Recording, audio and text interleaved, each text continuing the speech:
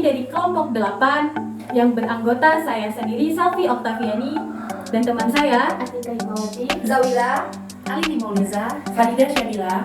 kami akan membahas mengenai pelanggaran hak dan kewajiban warga negara, yaitu tentang kasus pelecehan seksual yang terjadi di Bangka Belitung. Jadi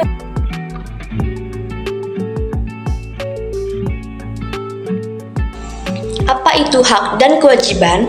Menurut Jongluk, hak ini adalah hakikat alami yang dimiliki oleh setiap individu karena mereka adalah manusia. Hak-hak ini mencakup hak kehidupan, hak kebebasan, dan hak kepemilikan. Luke juga berpendapat bahwa hak ini tidak dicabut oleh pemerintah. Sementara kewajiban, menurut Herbert Lionel Adolphus Hart, adalah aturan-aturan sosial yang menuntut atau mengharuskan seseorang untuk bertindak dan menahan diri dari dalam bertindak dalam satu cara tertentu. Sedangkan menurut Friedrich Karl von Savigny, kewajiban adalah ikatan hukum yang memaksa seseorang untuk bertindak atau menahan diri untuk bertindak.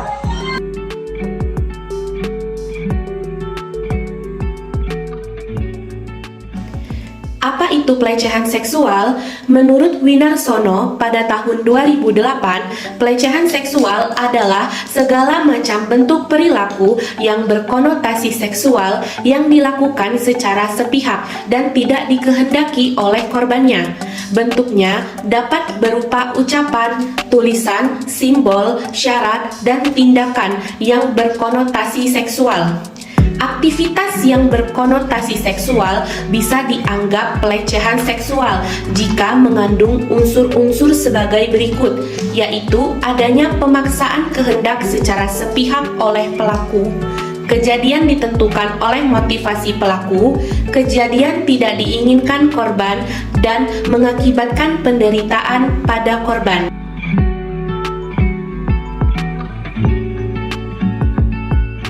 Komnas Perempuan menemukan setidaknya ada 9 bentuk kekerasan seksual, yakni pelecehan seksual, eksploitasi seksual, pemaksaan kontrasepsi, pemaksaan aborsi, pemerkosaan, pemaksaan perkawinan, pemaksaan pelacuran, perbudakan seksual, dan penyiksaan seksual. Sudah berapa banyak kasus pelecehan seksual yang terjadi di Indonesia?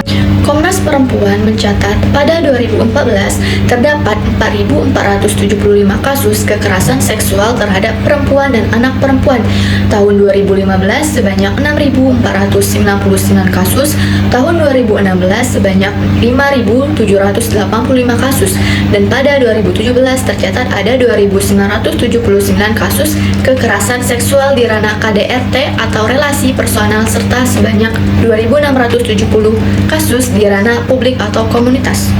Selain itu juga berdasarkan catatan Kementerian Pemberdayaan Perempuan dan Perlindungan Anak Republik Indonesia, kasus kekerasan seksual terhadap anak mencapai 9.588 kasus pada tahun 2022. Jumlah itu mengalami kenaikan dari tahun sebelumnya, yaitu 4.162 kasus.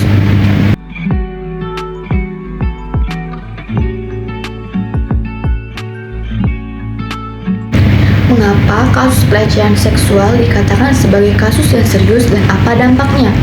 Kasus pelecehan seksual adalah kasus yang menjadi masalah yang sangat serius, seringnya muncul di media.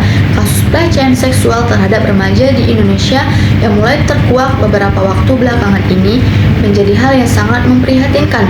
Terlebih lagi, kasus tersebut banyak terjadi di lingkungan keluarga, sekolah, tempat kerja, tempat-tempat umum, dan tempat lainnya.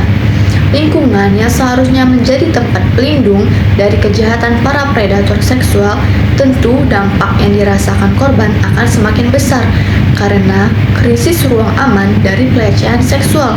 Bahkan tidak jarang kasus pelecehan seksual ini berujung pada kekerasan. Tentu hal ini menambah dampak yang sangat berat bagi korbannya. Di sini saya akan menjelaskan beberapa dampak dari pelecehan seksual.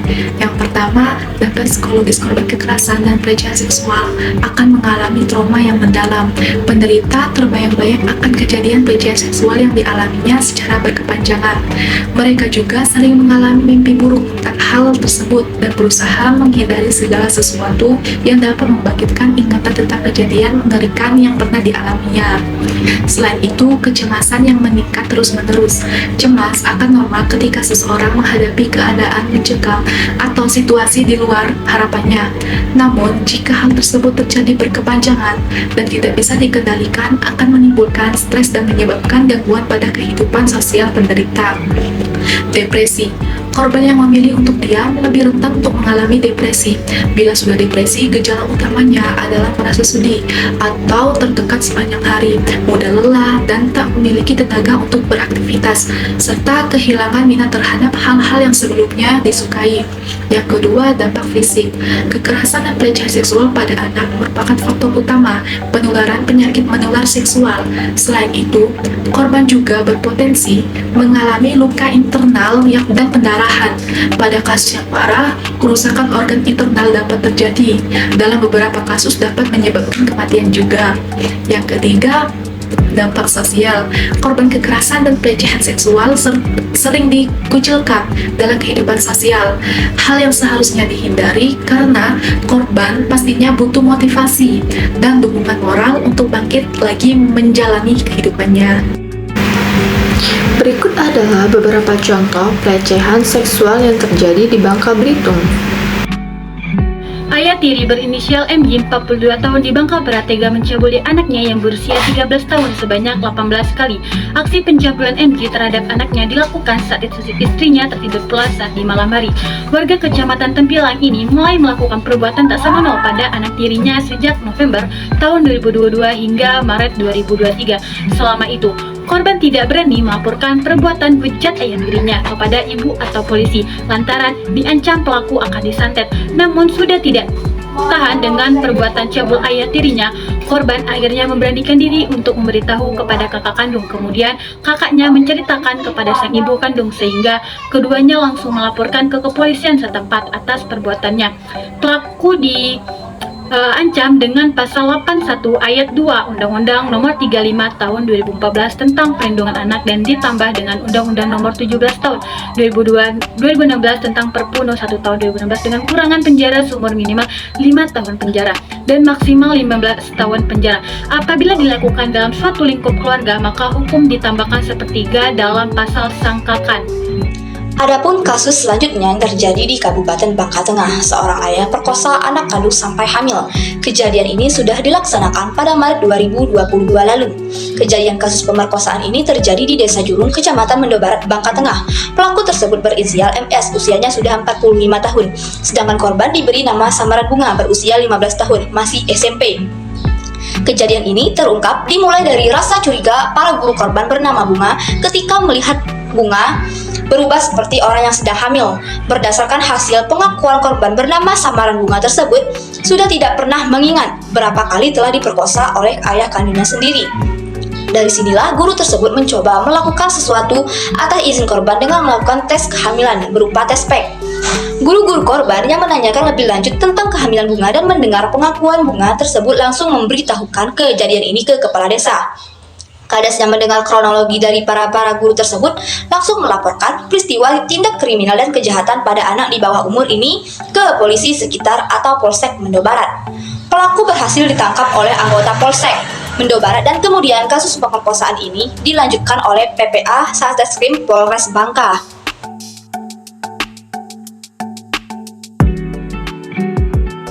Undang-Undang Nomor 35 Tahun 2014 tentang Perlindungan Anak. Berikut ini adalah pasal-pasal terkait dalam undang-undang tersebut.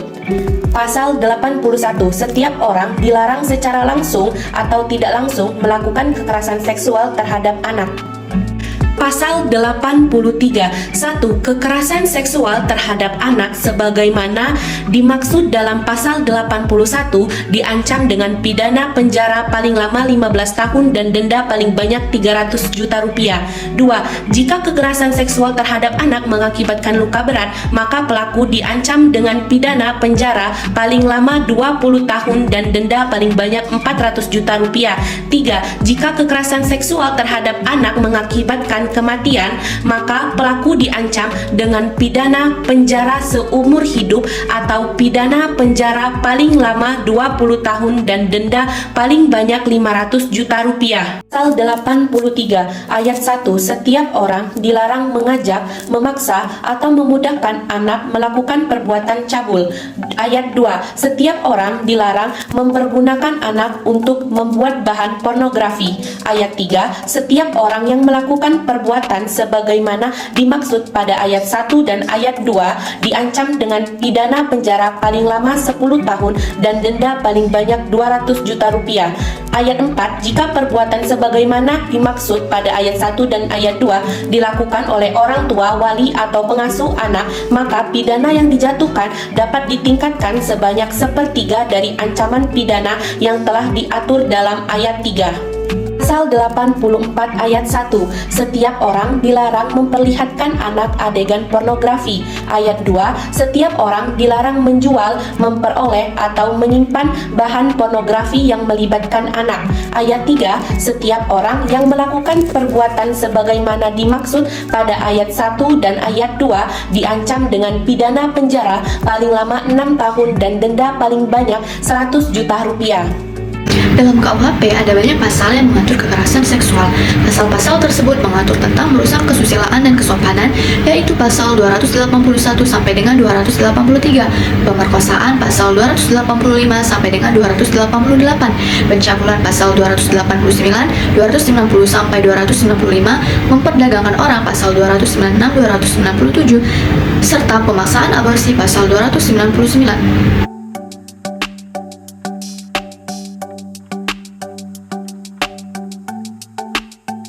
Berbicara mengenai kekerasan seksual, mahasiswa merupakan salah seorang yang memegang peranan penting dalam upaya pencegahan maupun penanggulangan kekerasan seksual. Pencegahan yang dapat dilakukan oleh mahasiswa dapat dimulai dari diri sendiri, seperti menjaga pergaulan, selalu bersikap waspada, belajar dari kasus yang ada, dan melakukan perlawanan. Jika kita sudah menerapkan pencegahan terhadap diri sendiri, maka presentase kita mengalami kekerasan seksual sangatlah kecil. Setelah itu, kita sebagai mahasiswa yang salah satu perannya adalah agen perubahan, kita bisa menjadi garda terdepan dalam menyuarakan tentang kekerasan seksual.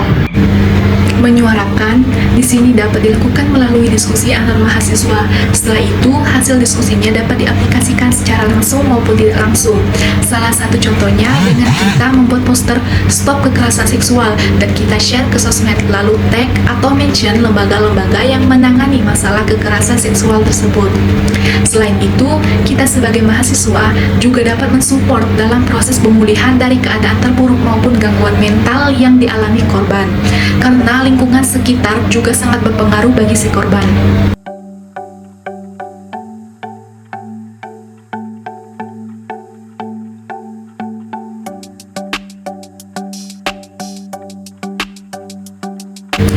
Negara sebagai organisasi tertinggi dan terkuat juga memiliki andil yang besar dalam melindungi hak-hak anak yang diwujudkan dengan mengeluarkan peraturan-peraturan tentang pemberian perlindungan terhadap anak, sehingga ada jaminan hukum bagi kegiatan perlindungan anak yang nantinya berdampak pada kelangsungan kegiatan perlindungan anak dan mencegah penyelewengan dalam pelaksanaan perlindungan anak.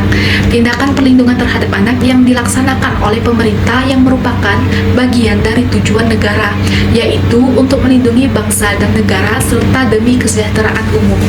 4. Perlindungan korban dan pemulihan.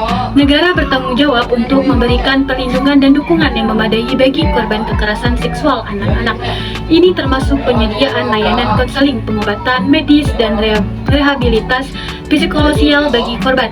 Negara juga harus memastikan bahwa korban mendapatkan perlindungan privasi dan keamanan yang memadai selama dan setelah proses hukum. 5. Pencegahan dan deteksi dini. Negara harus berperan dalam mengembangkan dan melaksanakan program-program pencegahan kekerasan seksual anak-anak. Hal ini meliputi pendidikan seksual yang tepat usia di sekolah, pelatihan bagi guru dan petugas layanan anak tentang tanda-tanda kekerasan seksual, serta kolaborasi dengan organisasi masyarakat sipil untuk meningkatkan deteksi dini dan intervensi dalam kasus kekerasan seksual. 6. Kerjasama internasional. Negara harus bekerja sama dengan negara-negara lain dalam upaya perlindungan anak dari kekerasan seksual. Hal ini mencakup pertukaran informasi, kolaborasi dalam penyidikan dan penuntutan kasus lintas batas, serta partisipasi dalam forum internasional untuk mengembangkan standar dan praktek terbaik dalam perlindungan anak. Sekian pembahasan dari kelompok kami, semoga bermanfaat. Kami akhiri. Wassalamualaikum warahmatullahi wabarakatuh. Dadah, see you.